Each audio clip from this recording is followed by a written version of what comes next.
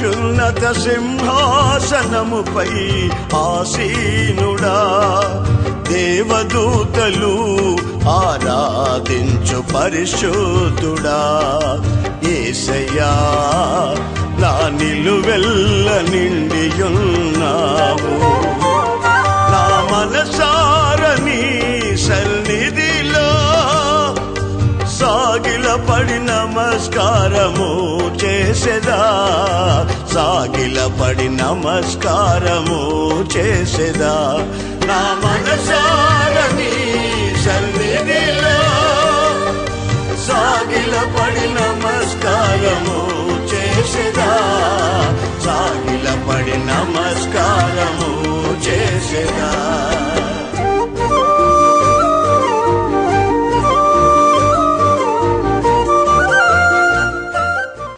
మన ప్రభువైన యేసుక్రీస్తు అతి శ్రేష్టమైన నామాన్ని బట్టి దేవుని బిడ్డలని మీ అందరికీ పేరు పేరున హృదయపూర్వక వందనాలు. కొద్దిసేపు దేవుని మాటలు విందాం. ఆ మాటలు శక్తి కలిగిన కార్యాలు చేయగలిగినవి. యోబు గ్రంథం 7వ అధ్యాయము 17వ వాక్యం. మనుష్యుడు ఏ పాటివాడు, మనుష్యుడు ఏ పాటివాడు, అతన్ని గణపరచనేలా, అతన్ని గణపరచుటేలా, అతని మీద నీవు మనస్సు నిలుపనేలా, అతని మీద నీవు మనసు నిలపనేలా, ప్రతి పగలు నీవు అతన్ని దర్శింపనేలా, అతన్ని నీవు దర్శింపనేలా, ప్రతి క్షణమున నీవు అతన్ని శోధింపనేలా. ఇక్కడ మానవుని పట్ల దేవుని ఆలోచన అనేది వివరంగా యోబు గ్రంథంలో చాలా స్పష్టంగా చూస్తున్నాం. నరుడు ఏ పాటివాడు, మనుష్యుడు ఏ పాటివాడు అంటే ఆ గ్రంథంలోని మాట ఏమిటంటే మనుష్యుడు ఎవడో మనకు తెలియాలిగా. మనుష్యుడు ఏ పాటివాడు, ఏం చేయగలడు, ఏం చేస్తాడు, ఏమి చేసి చూపించగలిగిన వాడు, ఇతను ఎవరు అంటే బైబిల్లో మత్తయి సువార్త 11:28-29లో నేను చెబుతాను వినండి. ప్రయాసపడి భారం మోసేవాడు అని రాయబడింది. మనుష్యుడు ఎవరు అంటే రోమాపత్రిక 7వ అధ్యాయంలో మేలైనది చేయనెరిగియు అలాగున చేయలేనివాడు నరుడు. కొండలోని నీళ్లు ఒలికిపోయాక ఎత్తలేని నీటితో సమానమట. బాగా ఆలకించండి. ఇక్కడ మనం ఎవరమో మొదలు మనకు తెలియాలి. బైబిల్ అంటుంది మేలు తెలిసిన, మేలని అనిపించిన, మేలు చేయాలనే మనసున్న, మేలు చేయలేని వ్యక్తులం. ఇవన్నీ మనుషుల గురించి రాయబడిన మాటలు. ఇంతకీ మాటలన్నీ ఎందుకు మనం చదువుతున్నాం? దేవదేవుని దగ్గర గురించి కొన్ని విషయాలు మనం తెలుసుకునే ముందు ఇక్కడ రాయబడిన మాట. అతను అంటాడు కదా, ఈ మనుషుడు ఎంత, ఈ మనుషుడు కాడి కింద పశువులాగా పాపం కింద దాసోహం అయిపోయాడు. మళ్ళా లిస్టు చదవండి. మనుష్యుడు ఏ పాటివాడు, మనుష్యుడు ఏ పాటివాడు, అతనిని నీవు గణపరచనేలా, అతని మీద నీవు మనసు పెట్టుకొననేలా, ప్రతి పగలను నీవు అతన్ని దర్శింపనేలా, తెల్లవారితే చాలు నువ్వు వచ్చి దర్శించడమేలా, ప్రతి క్షణమున నీవు అతన్ని శోధింపనేలా. మట్టి గటానికి దేవుడు చేస్తున్న 4 కార్యాలు. మొదటి మాట గణపరుస్తాడు, రెండవ మాట మనసుంచేవాడు, మూడవ మాట దర్శించేవాడు, నాలుగవ మాట శోధించేవాడు. అంటే నరాలాడుతున్న నరుణ్ణి, మంచి మాట్లాడటం చేతగాని వాడిని, మునిగిన వాళ్ళం, ఇతరులను ముంచిన వాళ్ళం, ఏ మంచితనం మన దగ్గర లేదు. అయినా నీ పక్కన వాడికి నీవు పనికి రాకపోయినా, నీ పక్కనున్న వ్యక్తికి నీవు ఎందుకు ఉపయోగపడకపోయినా, ఆకాశమందున్న దేవుడు నీ మీద మనసు పెట్టుకున్నాడని చెప్పడానికి ఇష్టపడుతున్నా. నా దేవుడు ఎంతటి ఉన్నత ఉద్దేశం కలిగిన వాడో మొదట నీకు తెలియాలి. చాలాసార్లు నిన్ను కన్నవాళ్ళు నిన్ను పనికిరాని వాడిగా లెక్క వేశారు.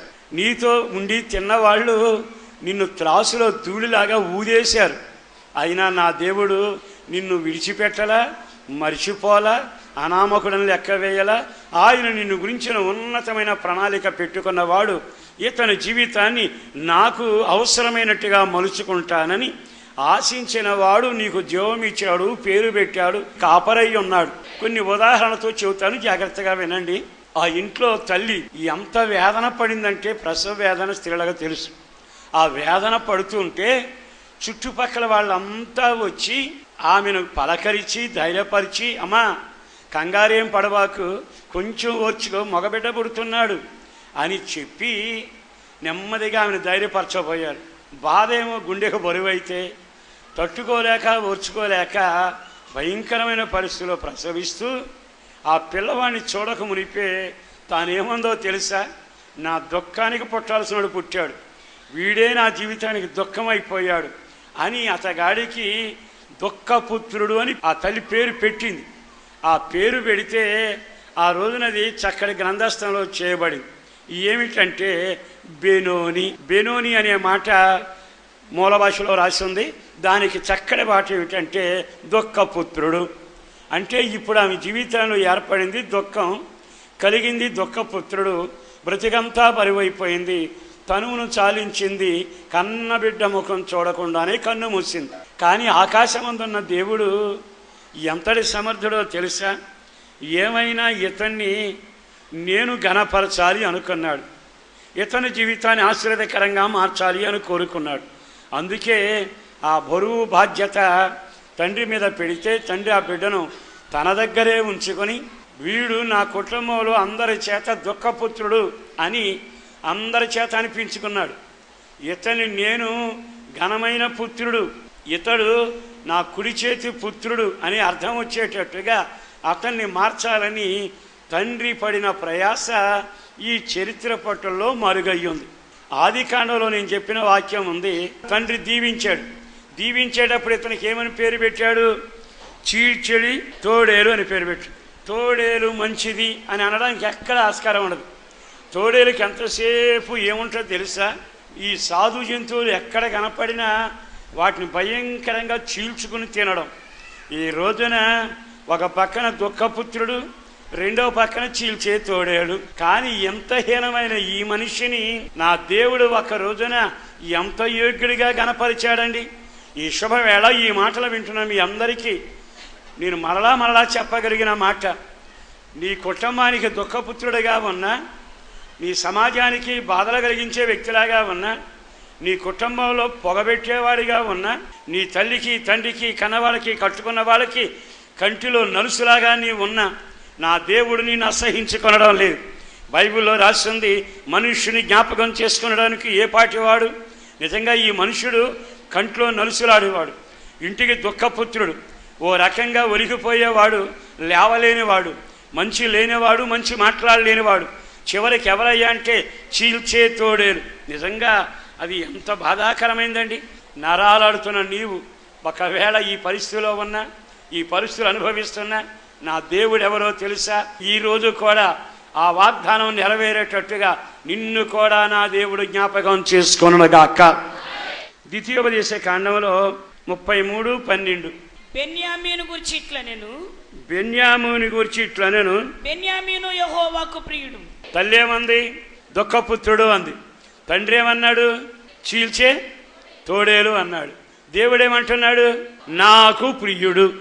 ఈ రోజున నా దేవుడు ఎంతటి సామర్థ్యం కలిగిన వాడండి, ఎంత కృప కలిగిన వాడు అంటే, నువ్వు తోడేలులాగా జీవించినా, ఒలిగిపోయిన నీడలాగా ఉండిపోయినా, బ్రతుకు బద్దలైపోయినా, మంచితనం లేకపోయినా, నా దేవుడు తన కనికరం తన కృప చేత నిన్ను గురించి ఒక సాక్ష్యం చెప్పబోతున్నాడు.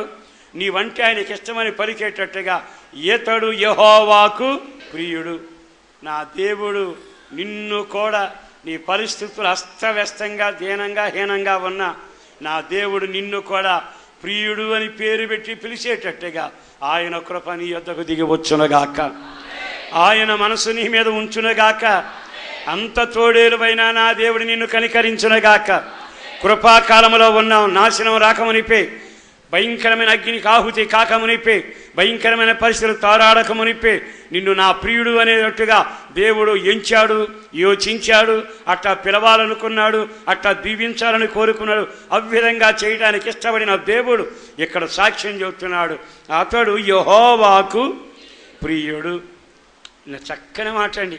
నిజంగా ఇట్లా నా జీవితం మీ జీవితం మారితే దేవుడు మనల్ని చూసి నా ప్రియుడు అంటే ఎంత బాగుంటుందండి. రెండవది, ఆయన యొద్ద అతడు సురక్షితముగా నివసించును. దినమెల్లా ఆయన అతనికి ఆశ్రయమగును. ఆయన భుజముల మధ్య నివసించును. ఒక తోడేలు లాంటి వాడిని, ఒక దుఃఖ పుత్రుణ్ణి, జీవితాన్ని చెరుపుకున్న వాడిని ఇప్పుడు ఎంతగా ఆయన కనికరించాడండి. ఆయన ఇతడు నాకు ప్రియుడు అన్నట్టుగా పేరు పెట్టి పిలిచాడు. అంటే అతనిలో ఎంత మార్పు కలిగింది, అతని జీవితంలో ఎంత వ్యత్యాసాన్ని కలుగచేశాడు. ఒక సేవకుడుగా నా యేసును బట్టి బ్రతిమలాడుతూ నేను మీతో చెప్పగలిగింది, మీరు యెహోవాకు ప్రియుడిగా మారిన వెంటనే ఈ 4 దీవెనలు నీ కలుగునగాక. నువ్వు తోడేలువైనా, మనుష్యుడా, నువ్వు ఎందుకు పనికిరాని వ్యక్తివైనా నా దేవుడు నిన్ను గణపరచబోతున్నాడు. అతను నీవేళ గణపరుస్తావంటున్నాడు. అంతడు మూర్ఖుడు కదా, నీవేళ గణపరుస్తావు? అదేగా నా మనసు, అదేగా నా ఆలోచన, అదేగా నేను చేసే ప్రక్రియ. యేసు ఈ క్రీస్తు లోకానికి వచ్చి తన అమూల్యమైన రక్తాన్ని కార్చింది ఎందుకో చాలాసార్లు విన్నాం. ఆయన సిలువలో రక్తం కార్చి మనల్ని కడగడం మొదలుపెట్టాడు. కడిగినప్పుడు మనం పలుసార్లు దొరికిన పందిలాగా ఉన్నా, కక్కింది తినే కుక్కలాగా ఉన్నా, చీల్చే తోడేలులాగా ఉన్నా, దారిలో కట్ల పాములాగా ఉన్నా, 2 దొడ్డల మధ్యలో పడుకునే గాడిదలాగా ఉన్నా, మన నైజాన్ని చూసిన వాడు అసహించుకొనడు. ఆయన అనేది ఏమిటో తెలుసా? 2 దొడ్డల మధ్యలో పడుకునే గాడిదైనా, దారిలో మెత్తగా ఉండి కట్ల పాములాగా కాటేసేవాడైనా, ఇదిగో నా జీవితంలో చీల్చే తోడేలులాగా ఉన్నా, ఇతడు దుఃఖానికి పుత్రుడైనా, అనేకుల్ని నాశనం చేసిన నాశన పుత్రుడైనా, నేను అతన్ని ప్రియునిగా చేసుకునేందుకు నా విలువైన రక్తాన్ని శిలువలో కార్చాను. ఈ రోజున యేసుక్రీస్తు రక్తం ద్వారా కడగబడ్డాను గనక హల్లెలూయా, రక్షించబడ్డా. బాప్తిసం పొందాను కనుక పరలోకానికి టిక్కెట్ ఎక్కడం, జీవగ్రంథంలో పేర్లు రాశారు అని సంబరపడమే కాక, ఇప్పుడు నీవు గమనించాల్సింది ఏమిటంటే, మునుపు నేను ఎవరిని, ఇప్పుడు నేనేమవుతున్నాను. బాగా విన వ్యత్యాసాన్ని. మునుపు నేను చీల్చేవాడిని, ఇప్పుడు నేను దేవునికి ప్రియుడను. అందరూ ఆమేన్ చెప్పండి. యేసుక్రీస్తు రక్తం ద్వారా కడగబడ్డాక నీకు ఈ పేరు రావాలిగా.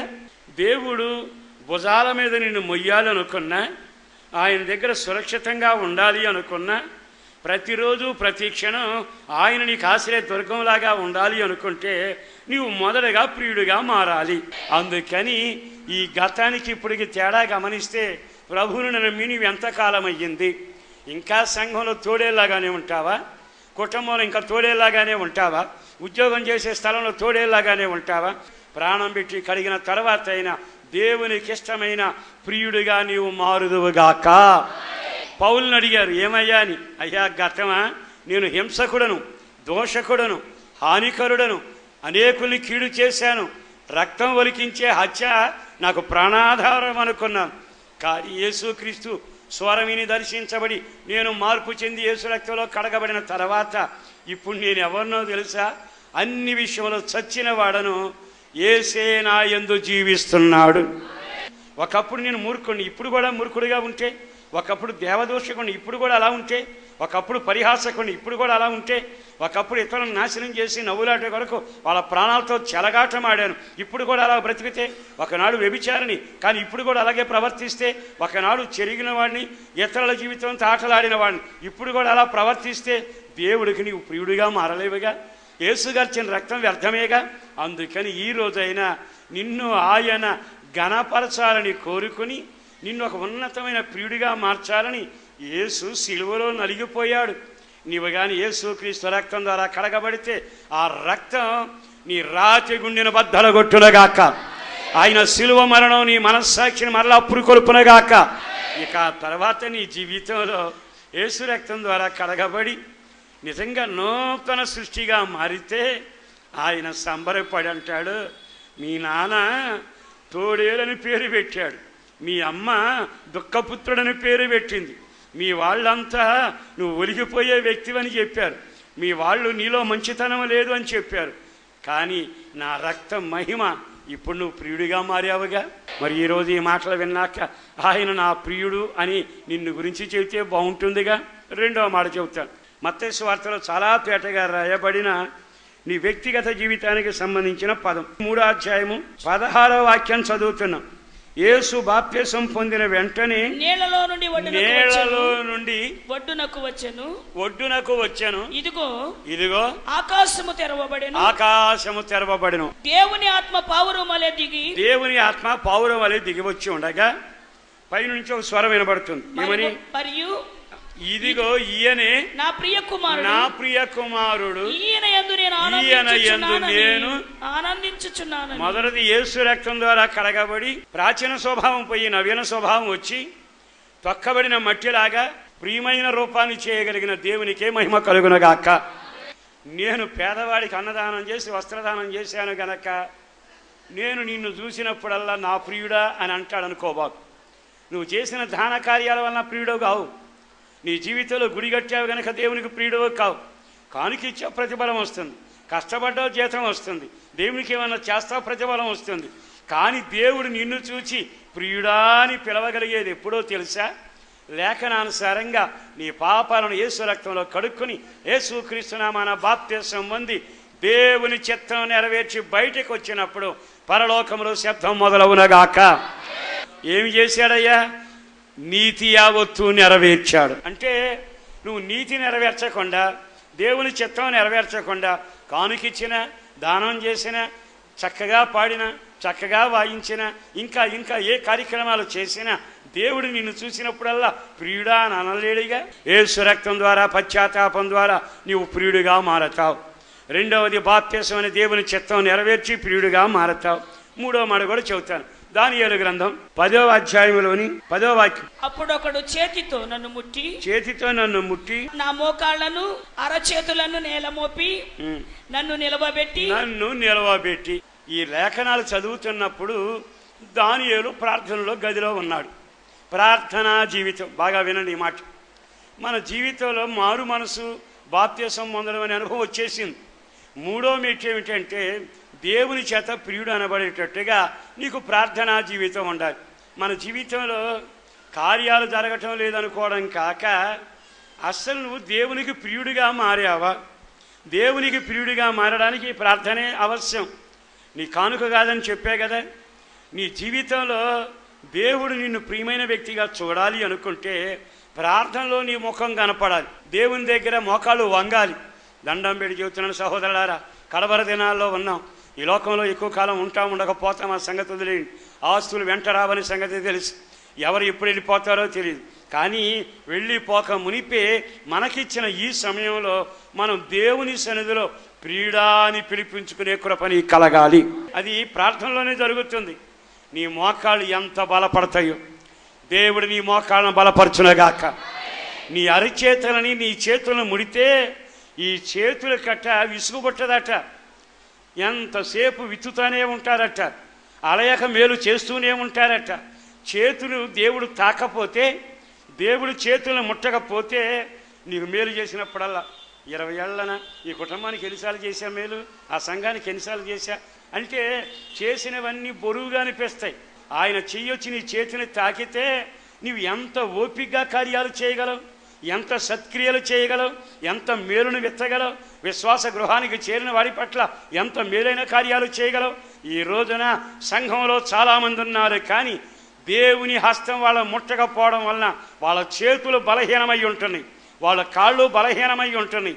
వాళ్ళ తల మీద దేవుని చేయి రాకపోవడం, ముట్టకపోవడం వలన తలంపులన్నీ చెడిపోయి ఉంటున్నాయి. ఒక సేవకుడిగా ఈరోజు నేను కోరుకుంటున్నాను, మీరు ప్రార్థనలో మోకరించినప్పుడల్లా నా దేవుని హస్తం మిమ్మల్ని ముట్టునగాక. ముట్టిన తర్వాత పేరు పెట్టి పిలిచాడు. ఏమని చదవండి. నీవు బహుప్రియుడవు. ముట్టిన తరువాత అంటున్నాడు, నీవు నాకు బహుప్రియుడవు గనుక నేను నీ యొద్దకు పంపబడితిని. నీవు లేచి నిలవబడి నేను నీతో చెప్పు మాటలు తెలుసుకున్నామని. నేను నిన్ను బలపరిచాను గనక ఇప్పుడు నాకు ప్రియుడవు గనక పరలోకంలో ఏ మనసులో దేవుడి మనసులో ఏ మాట ఉందో ఆ మాట నీకు తెలుస్తుంది. నా యేసును బట్టి చెబుతున్న సంఘంలో ఉన్న వాళ్ళు డబ్బున్న వాళ్ళుగా కాదు, కానీ దేవుడు ముట్టిన వ్యక్తులుగా ఉండాలి, దేవుడు తాకిన వ్యక్తులుగా ఉండాలి, దేవుని చేత బలపరిచిన పడే వాళ్ళుగా ఉండాలి. అట్టి కృప నీకు కలుగునగాక. అప్పుడు అంటున్నాడు, నీవు నాకు ప్రియుడవు కనుక పరలోక మర్మాలన్నీ నీకు తెలియచేస్తాను. ఈ లోక సంగతులు తెలిసినా తెలియకపోయినా పర్వాలేదు, నేను చెబుతున్నాను, పరలోక సింహాసనం దగ్గర ఏం జరుగుతుందో ప్రతి క్షణం నీకు వార్త వస్తుంది. ప్రియులైన వారందరికీ ఆ వర్తమానం దేవుడు తెలియచేస్తాడు. అబ్రహాముకి చెప్పకుండా నేను చేస్తానా? ఎంత చక్కని మాట అండి. అంతటి దేవుడు సింహాసనం మీద కూర్చుండి అబ్రహాముని గురించి అంటాడు, పరలోకంలో జరిగే సంగతులు నీకు తెలియకుండా భూలోకంలో నేనెందుకు చేస్తా? అబ్బా, ఈ నరుని జ్ఞాపకం చేసుకుని గణపరచడం అంటే ఏమిటి ఆలోచించు. అదే దానియేలు గ్రంథంలో కొంచెం కిందగా చదవండి. అతడు మరలా నన్ను ముట్టి నన్ను బలపరిచి మరలా దేవుడు నిన్ను ముట్టునగాక. ప్రతిరోజు ఆయన హస్తం నిన్ను ముట్టునగాక. అలా ముట్టి నీవు నాకు బహుప్రియుడవు, చదవండి, నీవు బహుప్రియుడవు, భయపడకుము, నీకు శుభమవునుగాక. నీకేం కలుగునుగాక? శుభమవునుగాక. అంటే ప్రార్థన ద్వారా నువ్వు దేవుని దగ్గర మోకరిస్తే ఆయన నిన్ను ముట్టి బలపరిచి ఎవ్వరూ నిలవలేకపోయినా నిన్ను భక్తులు నిలబెట్టే శక్తి ఇస్తాడు. పరలోకంలో వార్తలు నీకు వినబడేట్టుగా దర్శన వరం ఇస్తాడు, స్వరం ఇస్తాడు, నీతో మాట్లాడతాడు. మనం అడిగేదేమో ఒక్కటి, అడిగిన దానికంటే ఊహించిన దానికంటే అత్యధికమైన కార్యాలు చేయగలిగిన వాడు. ఈ రోజున ప్రార్థనలు అలా కొనసాగే వారందరినీ, దేవుడు ముట్టిన వారందరికీ ఈరోజు ఆ శుభమే కలుగునగాక. ఎందుకో నా దేవుడు నీ జీవితంలో శుభం ప్రారంభించాడు గనక నీ కన్నీడి చరిత్ర ముగించబడునుగాక, నీ వేదన తొలగిపోవునుగాక. యెషయా గ్రంథంలోకి వద్దాం. యెషయా గ్రంథం 43వ అధ్యాయంలోకి వద్దాం. 4వ వాక్యం చదువుకోండి. నీవు నా దృష్టికి ప్రియుడమైనందున, అర్థమైందా? నీకు ఘనత అనేది పొందడానికి క్వాలిఫికేషన్ వచ్చింది. నువ్వు ఆ స్థాయికి ఎదిగావు. నువ్వు నాకు ప్రియుడవయ్యు. నా దృష్టికి, మనమంతా మనుషుల దృష్టిలో ఆరాడబడుతున్నాం. మనుషుల దృష్టిలో ఆరాడబడబాకండి, నా దేవుని దృష్టి కొరకు బతకండి. ఎందుకని? ఎట్లా అయ్యాడట? కింద వాక్యం చదవండి. నీకు ప్రతిగా ఏం అప్పగిస్తాను? మనుషులను అప్పగిస్తాను. నీ ప్రాణానికి ప్రతిగా జనములను అప్పగిస్తాను. బాగా వినండి. ఈ ఎందుకని నీవు ప్రియుడవయ్యా? మొదట కడగబడ్డావు గనక, రెండవది బాప్తిస్మని దేవుని చిత్తం నెరవేర్చావు గనక, మూడవది ప్రార్థన వలన ప్రియుడవయ్యావు గనక, ఆ తర్వాత 4వది ఏమిటో ఇక్కడ రాస్తే ఒక చక్కని మాట రాస్తున్నాడు. అది చదవండి. నిన్ను నిర్మించిన వాడను ఇలాగూ సెలవిస్తున్నాడు, నేడు నేను నిన్ను విమోచించి ఉన్నాను, భయపడకము, పేరు పెట్టి నిన్ను పిలిచి ఉన్నాను, నీవు నా సొత్తు. చివరి మాట ఏమిటంటే, ఇది మొన్నటి వరకు అంగళ్ళలో ఉందండి, వెళ్ళినప్పుడల్లా షోకేసులు చూస్తూ ఉండి, డబ్బులు ఇచ్చి కొనుక్కొచ్చాక ఇదేమైంది? నా సొత్తు అయ్యింది. నీ జీవితంలో దేవునికి ప్రియుడిగా మారడం అనే ప్రక్రియలో అంగడిలో బొమ్మలాగా, అద్దాల మధ్యలో షోకేసులో బొమ్మలాగా ఉండబాకు. నువ్వు దేవుని సొత్తుగా మారుదువుగాక. వెంటనే నా సొత్తు కనుక కడుక్కున్న తర్వాత నీరైనా, పాలైనా, మజ్జిగైనా, డ్రింక్ అయినా, ఏదైనా దీంతో నేను వాడుకుంటున్నా. అప్పుడు పని లేనిది ఇప్పుడు పనికొచ్చింది. నా యేసుని బట్టి చెబుతున్నా, ఎంతకాలం దేవునికి పనికిరాని వస్తువులాగా ఉంటా? నువ్వు దేవుని పనిలో వాడబడదువుగాక, దేవుని కొరకు వినియోగించబడదువుగాక. నీ ఆరోగ్యం దేవుని కొరకు వాడాలి, నీ ఆస్తి దేవుని కొరకు వాడాలి, నీ క్షేమం దేవుని కొరకు వాడాలి, నీకున్న అవకాశాన్ని దేవుడి కొరకు వాడాలి. మళ్ళా దండం పెడి చెబుతున్నా, సమయం ఇచ్చిన వాడు సమయాన్ని లెక్క చూడకమనిపి నీ సమయం దేవుని ఖర్చు పెడదువుగాక, నీ ఆరోగ్యం దేవుని ఖర్చు పెడదువుగాక, నీ ఓపిక దేవుని ఖర్చు పెడదువుగాక, నీ తెలివి, నీ తలాంతులు నా దేవుని ఖర్చు పెట్టుదువుగాక.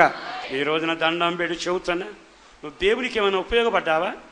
దేవుని పనులు ఏమైనా ఉపయోగపడ్డావా? నీ మోకాలు దేవుని దగ్గర ఉంచి కన్నీళ్లతో ఆత్మల కొరకు ప్రార్థన చేసే ఒక భారం ఉందా? నువ్వు దేవునికి ఉపయోగపడకపోతే నీ ఆరోగ్యం ఎందుకు, నీ ఆయుష్ ఎందుకు, నీ ఆస్తి ఎందుకు, నీకున్న ఈ తలాంతులు ఎందుకు? దండం పెడుతున్నాను, అన్నీ నీకు ఆయన చేసి పెట్టం గాక. ఇంతగా ప్రాణదానం చేసిన, నిన్ను ఇంతగా ప్రియుడిగా మార్చుకున్న ఆ దేవునికి నీవు ఉపయోగపడే సాధనంగా ఉందవగాక. ఈ రోజైనా నీ జీవితం ఆయన చేతిలో పెట్టి, అయ్యా నీ రక్తం ద్వారా ప్రియుడిగా, బాప్తిసం ద్వారా చిత్తం నెరవేర్చిన ప్రియుడిగా, ప్రార్థన వలన ప్రియుడిగా, నీ పని చేసి నేను ప్రియుడిగా నేను మారడానికి ఇష్టపడుతున్నానయ్యా అని నీ జీవితాన్ని ఆయన చేతుల్లో పెడితే ఆయన అంటున్నాడు, నేను నిన్ను ప్రియుడిగా చేశాను, నా యొద్ద నిర్భయంగా ఉంటావు, రోజు నేను నీకు తోడై ఉంటా. అన్నిటికంటే విశేషం, నేను నా ఎద మీద నిన్ను మోయబోతున్నాను, నా గుండెల్లో నిన్ను దాచబోతా ఉన్నాను. దుష్టుడు తాకకూడనట్లుగా నాలో నీవు దాచబడ్డావు, నీ జీవం నాలో దాచబడింది. ఇంత కృప కలిగినట్లుగా ఆయన మనుషులు జ్ఞాపకం చేసుకుంటున్నాడుగా, మనుషుల్ని జ్ఞాపకం చేసుకుని గణపరుస్తుండగా, ఘనత నొందినవాడా, కడగబడినవాడా, ఈ రోజైనా కృతజ్ఞతగా తలవంచగలవా? నీ కొరకు నేను బ్రతుకుతానని తీర్మానం చేయగలవా? నరుడవైన నీవు, నాశన పుత్రుడవైన నీవు నా దేవుడు ఎంత గణపరిచాడు. సహవాసం ఇవ్వలా, సంఘం ఇవ్వలా, కుటుంబం ఇవ్వలా, పిల్లల్ని ఇవ్వలా, అభిషేకం ఇవ్వలా, కృపావరాలు ఇవ్వలా, వాహనాలు ఇవ్వలా, ఇళ్ళు ఇవ్వలా, ఏం తక్కువ చేశాడు? మోకరించి ప్రార్థన చేసుకుందాం.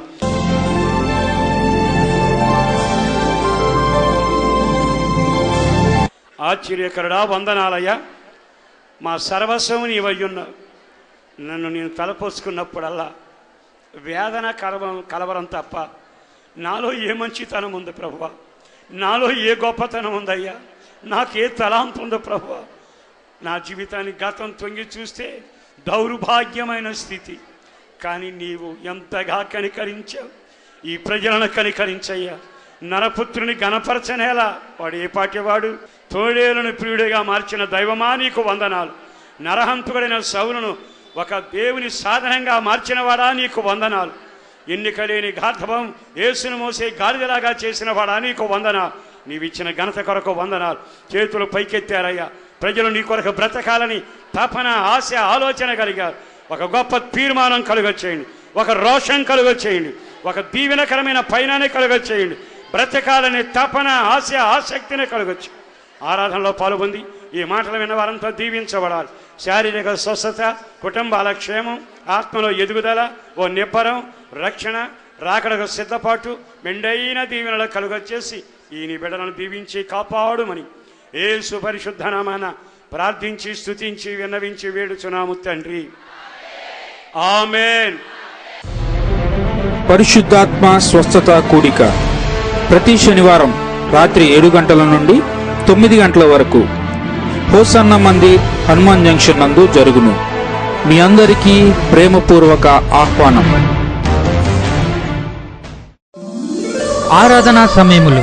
మొదటి ఆరాధన ప్రతి ఆదివారం ఉదయం 8 గంటల నుండి 10 గంటల వరకు హోసన్న మందిర్, రామాయమ్మపేట జంక్షన్ రోడ్, నూజివీడ్ నందు జరుగును.